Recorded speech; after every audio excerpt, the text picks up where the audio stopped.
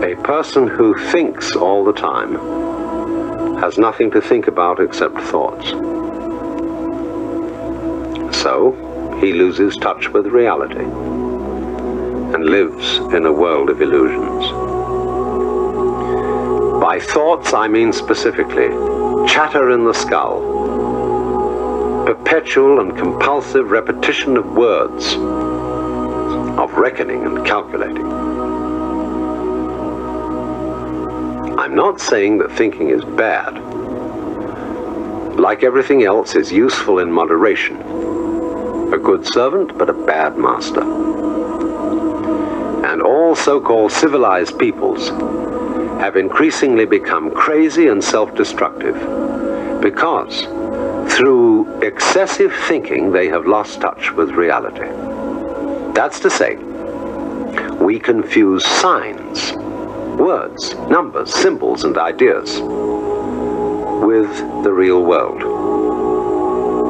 Most of us would have rather money than tangible wealth, and a great occasion is somehow spoiled for us unless photographed. And to read about it the next day in the newspaper is oddly more fun for us than the original event. This is a disaster. For as a result of confusing the real world of nature with mere signs, such as bank balances and contracts, we are destroying nature. We are so tied up in our minds that we've lost our senses. Time to wake up. What is reality? Obviously, no one can say, because it isn't words.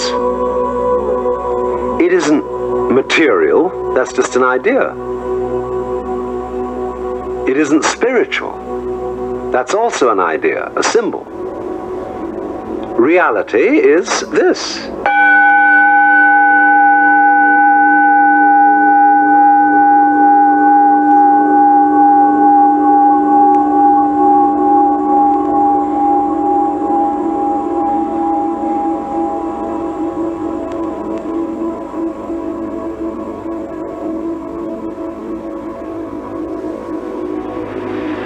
Realize that anybody whom you consider in matters spiritual, psychological, and so on, as an authority, has this authority because of your opinion that he has, or she has. How do you know? If you say, for example, like a Protestant fundamentalist, that you believe in the Bible, that the Bible is inspired, or you may say as a more liberal kind of Christian that Jesus Christ is the greatest being that ever lived on earth. How do you know? It's your opinion that that is so. Lots of people may have told you so, and you may be very impressed by those people, but you bought it.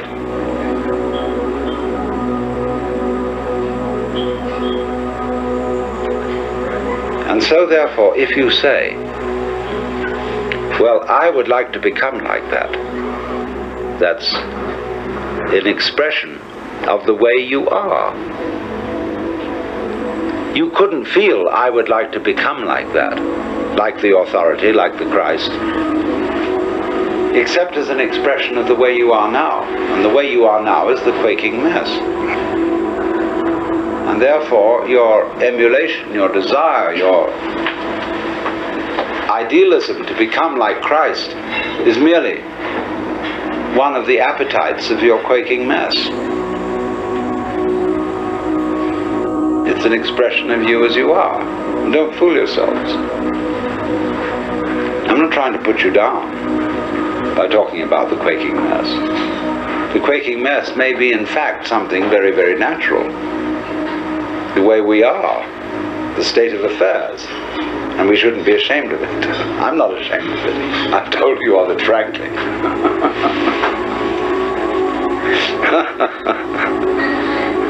But it is important not to fool oneself about this. But there doesn't there, seem to remain a problem about existence, about being alive. Now let's go into what is that problem at the sort of nitty-gritty level.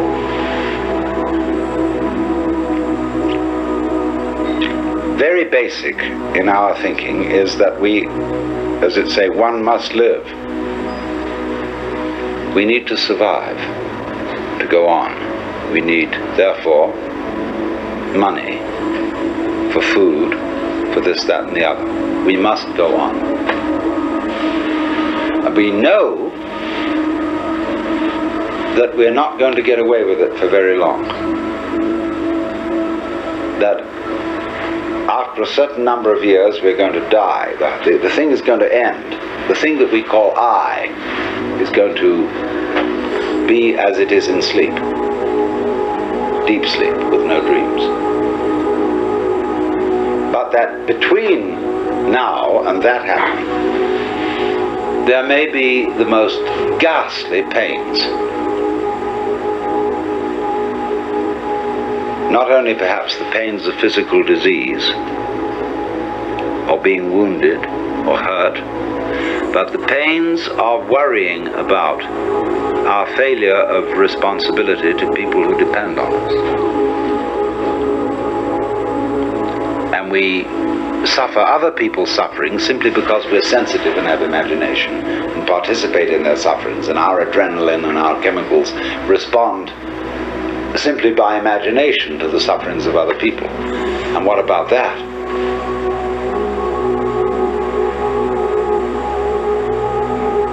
And so we can look at these problems and say, now, quite obviously, all these problems cannot be solved in a physical way. That is to say, we do not expect in our lifetime that medical skill will make us exempt from death.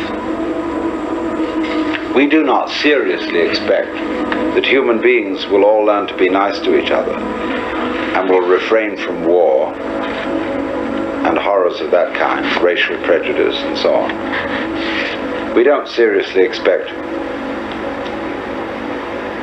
to find a method of being protected by taking some sort of drug against all possible disease and pain.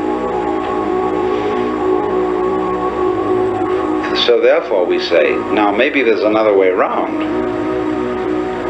Maybe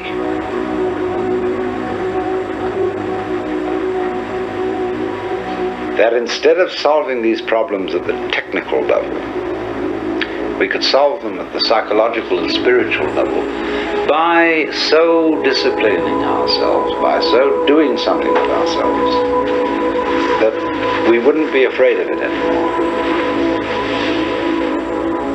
And so, in accord with that motivation, we seek out spiritual teachers, psychological teachers, this, that, and the other. Could we somehow be made over so that we don't worry about the quaking mess by a spiritual discipline or whatever?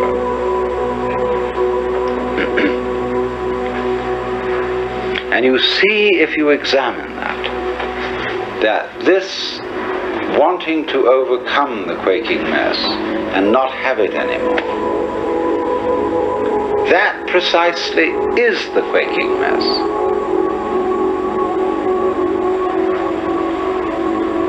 The thing that we object to about ourselves is precisely what we do about overcoming it. In other words, the activity that we employ in overcoming it is the mess that we object to. Do you see that? it's very important to realize that. And if you do realize it, you raise the question, then what can I do?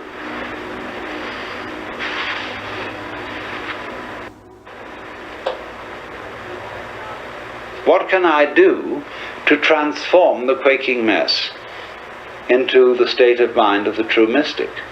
Well, if you are the quaking mess, there is obviously nothing you can do to transform yourself into the state of mind which you idealize as that of being the true mystic, the Christ, the saint, or whatever.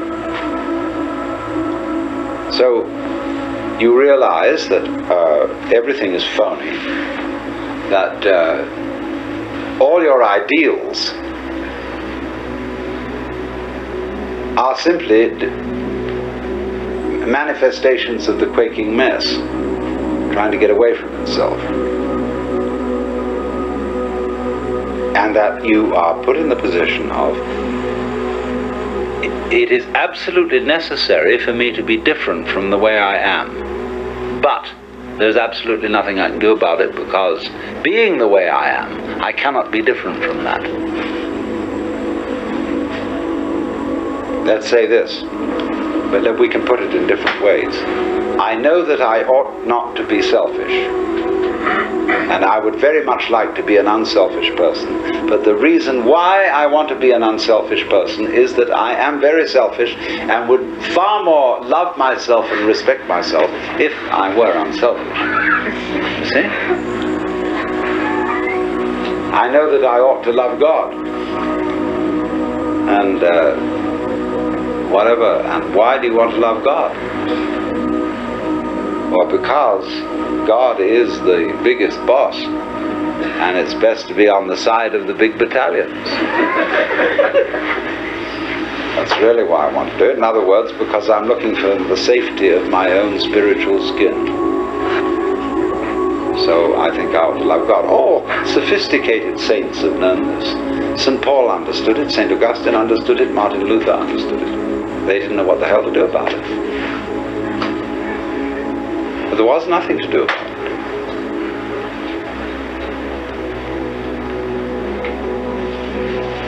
And yet something has to be done. Obviously. But you realize, when you really look into yourself, there's nothing you can do. And this, therefore, is our point of departure. That we here, perhaps not, mutually realize there is nothing we can do to be anything else than what we are.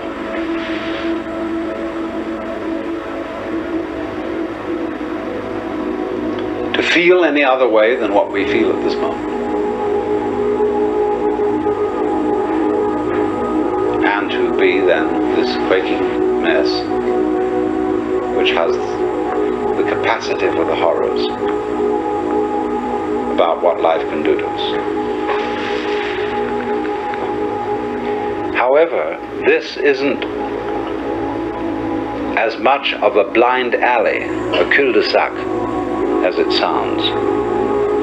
Because if you discover a blind alley, it tells you something.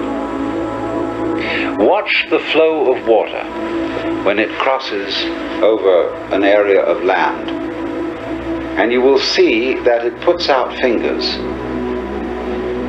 and some of them stop because they come into blind alleys. The water doesn't pursue that course. It simply rises, and then it finds a way it can go. But it never uses any effort. It only uses weight, gravity. It takes the line of least resistance and eventually finds a course. Now we will do the same thing. Only we're ashamed of it, but we're going to do it anyhow. We think that when we come to a dead end, a blind alley, oh, I failed. Supposing the water, at each place where a finger of water stretches out over dry ground and doesn't go any further because the land is too high, the water were to say to itself, I failed. We would say it was neurotic water.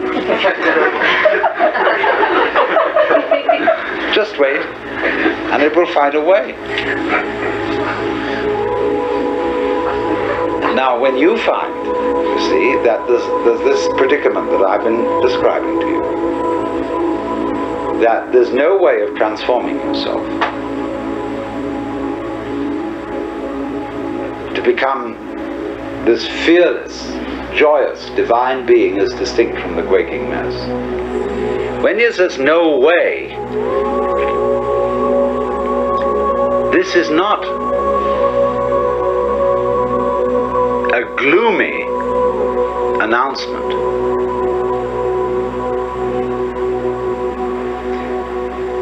It is a very, very important communication.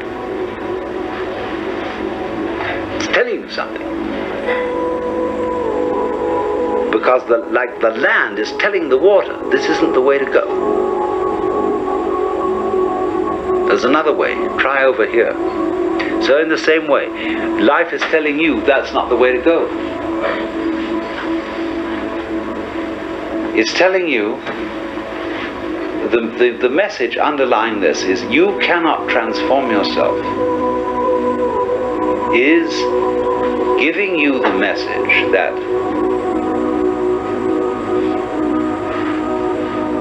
the you that you imagine to be capable of transforming yourself doesn't exist.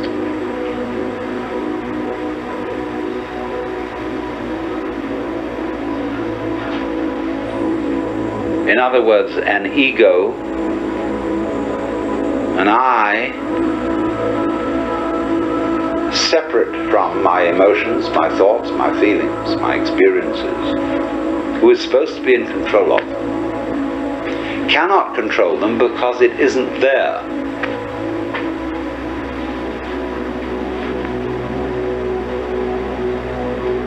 And as soon as you understand that, things will be vastly improved. Now we can go into this. What do you mean by the word I? We're going to make some experiments in this on some number of different levels, but in the ordinary way, what do you mean by the word I? I myself, your personality, your ego, what is it? Well, first of all, obviously, it's your image of yourself.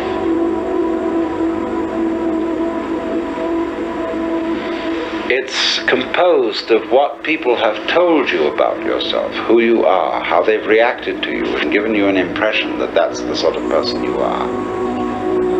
It's all your education goes into this, the style of life you put on and so forth. But it's an image, it's an idea, it's your thought about yourself, and I suppose yourself is in fact not this, but is, to begin with, your total physical organism, your psychological organism,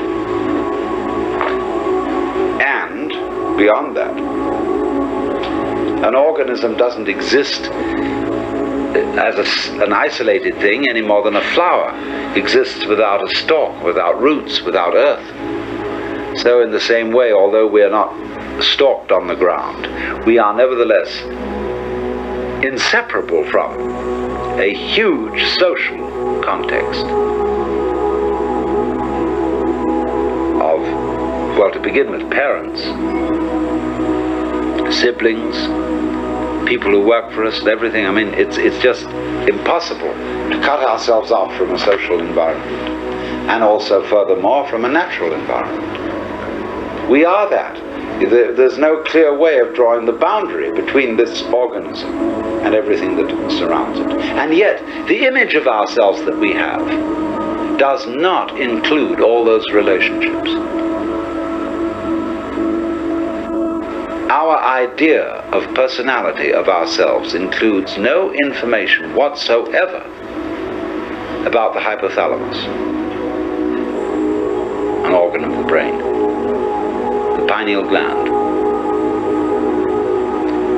really of the way we breathe, of how our blood circulates, of how we manage to form a sentence, how we manage to be conscious, how you open and close your hand. The information contained in your image of yourself contains nothing about all that. And therefore, obviously, it's an extremely inadequate image. But nonetheless, we do think that the image of self refers to something, because we have the impression, very strongly indeed, that I exist. And this isn't just an idea. We think, my God, it's a feeling. It's really substantially there in the middle of us. And what is it? What do you actually sense? Like, you know, when you're sitting on the floor and you feel the floor is there and is real and hard. Okay, what are you sitting on the floor? What do you have the sensation of? You know, that's you here. When you're not hitting yourself. What is it?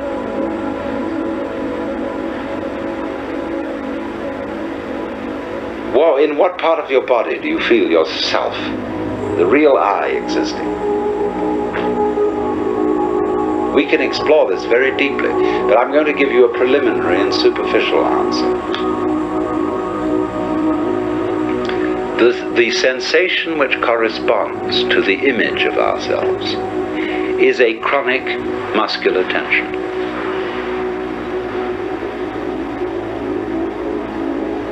Which has absolutely no useful function whatsoever.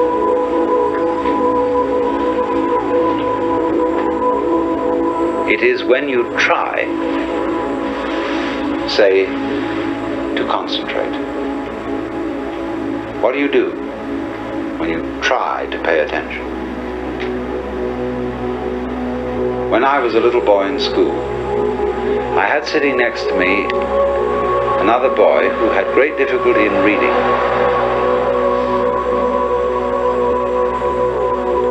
And as he worked over the textbook with its perfectly piffling information,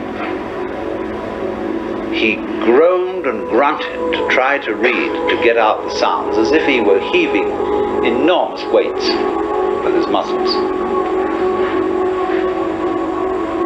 You know, spot, run, run,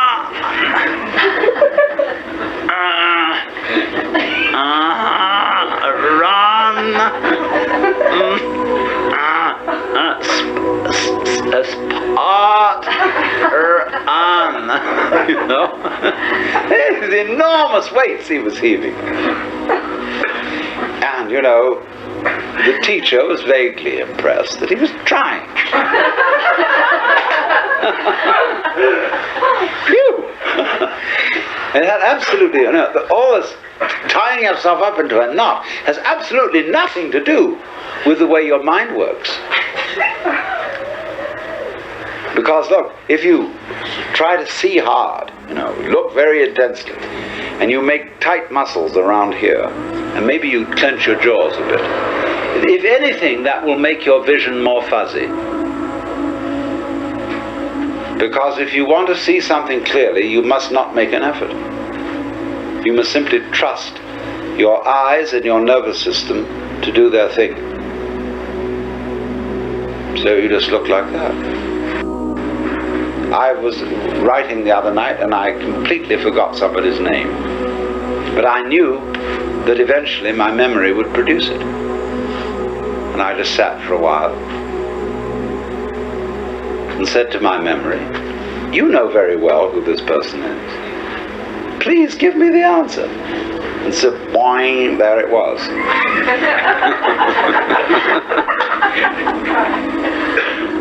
Because that's the way nerves work. They don't work by forcing. And yet we've all been brought up to try to force our nervous activity, our concentration, our memory, our comprehension, and indeed our very love. We've tried to force it with muscles. Men will understand me if I say you cannot force by muscular effort yourself to have an erection. Women will understand me if I say you cannot force yourself with muscles to have an orgasm. It has to happen, and you must trust it to happen. And there is absolutely nothing you can do about it by using your muscles. Nothing, nothing, nothing. So in precisely the same way. Well, let's complete the picture. So therefore, the notion that we have of ourselves, of ego, is a compound of an image of ourselves which does not fit the facts, and a sensation of muscular straining which is futile. So that what you conceive to be yourself is the marriage of an illusion and a futility.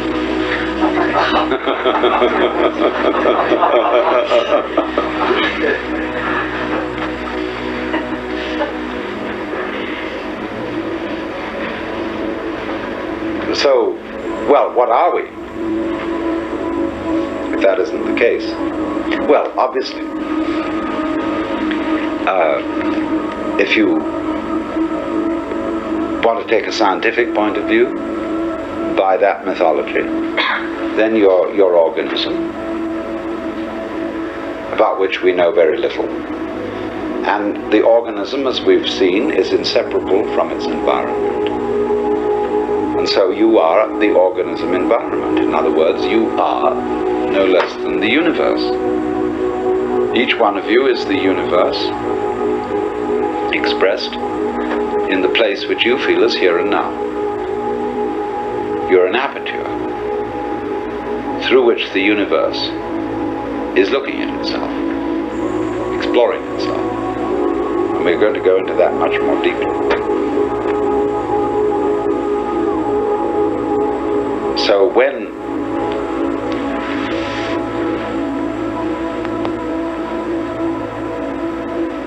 you feel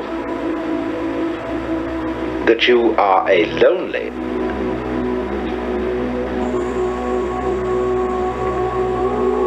put upon, isolated, little stranger confronting all this, see, you have an illusory feeling. Because the truth is the reverse. You are the whole works that there is, that always was and always has been, always will be. Only, just as my whole body has a little nerve end here, which is exploring and which contributes to the sense of touch, you are just such a little nerve end for everything that's going on. Just as the eyes serve the whole body and help it to find its way around, so you are, as it were, serving the whole universe. You're a cell in it. And it's exploring itself. So that you as a function, you are a function of all that. And therefore, if this is so, it just doesn't fit these facts do not fit the way we feel. Because we feel it the other way around. I am a little lonely thing exploring all this universe and trying to make something out of it, get something out of it, do something with it. And I know I'm going to fail because I know I'm going to die one day. So we're all fundamentally depressed. And think up all these fantasies about what's going to happen to us when we're dead, all that kind of thing. What's going to happen to you when you're dead? What do you mean, you? If you are basically the universe, that question is irrelevant. You never were born and you never will die.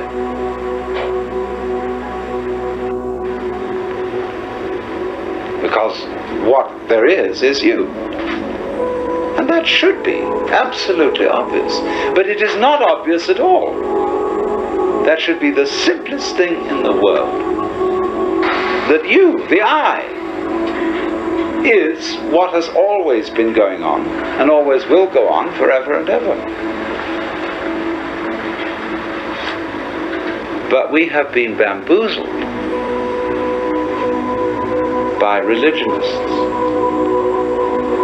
by politicians, by fathers and mothers, by all sorts of people to tell us, you're not it. And we believed it. So, do you see now why, if I put it to you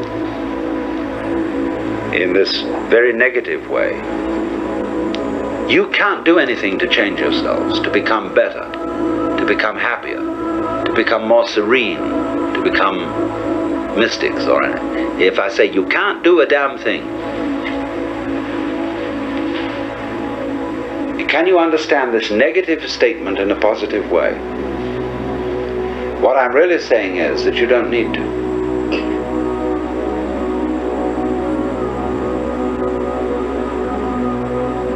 Because if you see yourselves in the correct way, you are all as much extraordinary phenomena of nature as, say, trees, clouds, the patterns in running water, the shape of fire, the arrangement of the stars, the form of a galaxy. You are all just like that.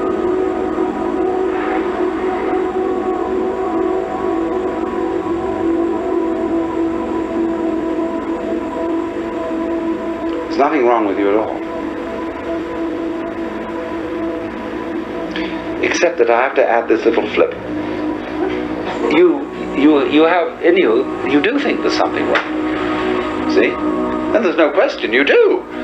We all object to ourselves in various ways. And I'm going to add, there's nothing wrong with that either. Because that's part of the flow. That's part of what is going on. That's part of what we do.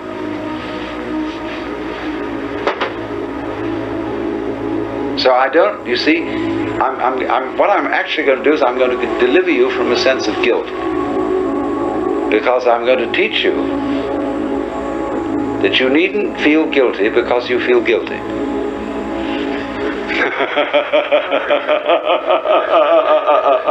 Of course you feel guilty. It's like someone put a match on you and you feel hot. So they taught you as a child to feel guilty, and you feel guilty. They say, well, if somebody comes along and says, well, you shouldn't. It's not the point. I'm going to say, not that you shouldn't, but that you do, and don't worry about it. And if you want to say further, but I can't help worrying about it, I'm going to say to you, okay, worry about it. This is the principle called in Japanese judo, meaning the gentle way. Go along with it, go along with it, go along with it.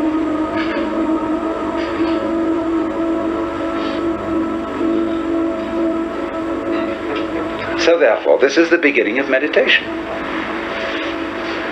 You don't know what you're supposed to do. What can you do? Well, if you don't know what you're supposed to do, you watch. You simply watch what's going on. Like, say, somebody plays music. You listen, and you just follow those sounds.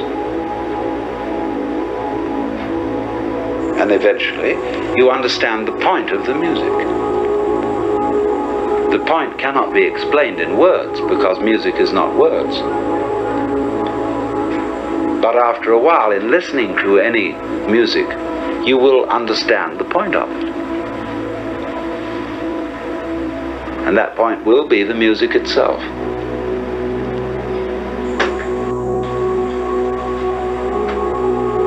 So in exactly the same way, you can listen to all experiences, because all experiences whatsoever are vibrations coming at you. You are these vibrations, as a matter of fact. if you really feel out what is happening, what you are aware of as you and as everything else is all the same. It's a vibrations of all kinds, and they're on different bands of a spectrum. Sight vibrations, emotion vibrations, touch vibrations, sound vibrations, all these things adding together are woven. All the different senses are woven, and you get a pattern in the weaving, and that pattern is the picture of what you now feel. And this thing is going. See? Now, instead of saying, what should I do about it?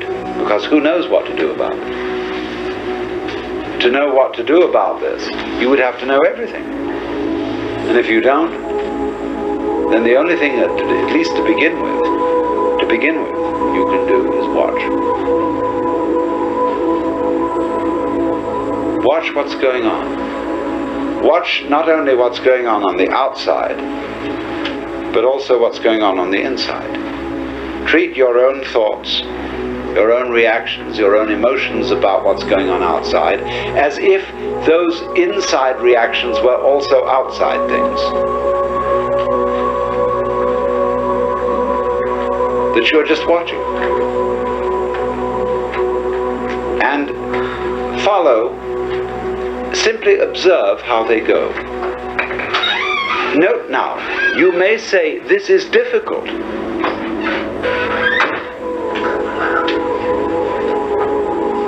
I am bored by watching what is going on. Let's say you sit quite still and you are simply observing what is happening. All the sounds outside, all the different shapes and lights in front of your eyes, all the feelings on your skin, inside your skin, belly rumbles, thoughts going on inside your head, chatter, chatter, chatter. I ought to be writing a letter to so-and-so. I should have done this, all this bilge going on. See, you just watch it. But then you say to yourself, but this is boring. Now, watch that too. What is it? What kind of a funny feeling is it that makes you say, but this is boring? Where is it? Where do you feel it? I should be doing something else instead. What's that feeling? What part of your body is it in? Is it in here? Is it in here? Is it in the soles of your feet? Where is it? Boring. The feeling of boredom can be very interesting if you try to look it out. So you simply watch at everything going on without attempting to change it in any way, without judging it, without calling it good or bad. You watch it. That is the essential process of meditation.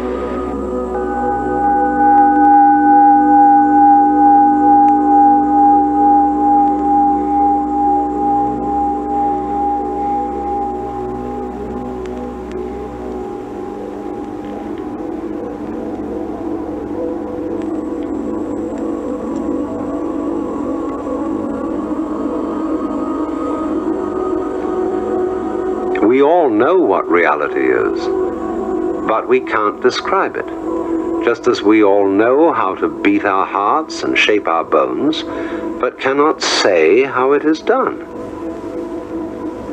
Water becomes clear and calm only when left alone.